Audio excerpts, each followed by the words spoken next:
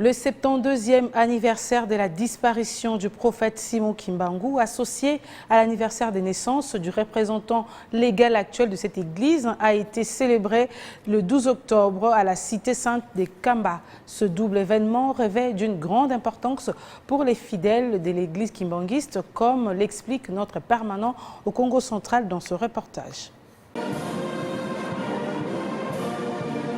Plusieurs invités des marques ont pris part à cette célébration commémorative, notamment le directeur de cabinet adjoint du président de la République en charge des questions économiques et financières, André Wameso, représentant personnel du chef de l'État Félix Antoine Tshisekedi Tshilombo, le représentant du président angolais João Lourenço, la reine du royaume d'Hawaï, l'ambassadeur de l'Union africaine, le représentant de l'ambassadeur du royaume de Belgique, les députés nationaux et provinciaux du Congo central, les ministres provinciaux du Congo central et ceux du Congo, le membre du conseil provincial de sécurité. Invité à prendre la parole, le représentant du chef de l'État, André Wameso, a dans son speech martelé sur la lumière du prophète Simon Kimbangu qui jusqu'à présent brille au jour le jour. C'est un honneur pour moi de revenir ici quasi 18 mois et 6 jours, très exactement. Parce que le 6 avril 2022, c'est ici, du haut de cette tribune, que je vous ai confirmé à vos approbations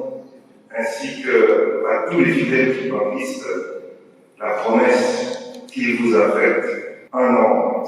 plus tôt, le 6 avril 2021, de consacrer chaque 6 avril comme étant une journée chômée et payée sur toutes les comptes de la République. Dans la cité sainte de Kamba, l'autorité provinciale du Congo central, Dr Guy Banodongidi, a pour sa part souligné l'importance de la lutte qu'a menée les pionniers de l'indépendance de l'homme noir et le rapprochement entre les pouvoirs politiques et l'Église universelle de Jésus-Christ sur la terre par son envoyé spécial Simon Kimbangu. C'est un double jour de fête où nous commémorons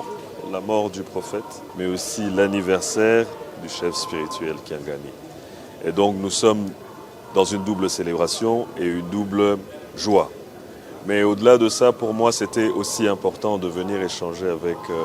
le chef spirituel au nom du chef de l'État pour lui dire à quel point le chef de l'État est attaché à la relation qui existe entre l'église kimbanguiste et l'autorité de l'État. Il s'y est de souligner que ce double événement revêt une importance particulière, aussi bien pour les fidèles kimbanguistes que pour la nation congolaise tout entière, d'autant plus que Papa Simon Kimbangu Kiangani est né miraculeusement les mêmes jours et à la même heure où mourit son grand-père, précurseur de l'église kimbanguiste, prophète Simon Kimbangu d'Antongonois, en date du 12 octobre 1951 dans les Hauts-Katanga.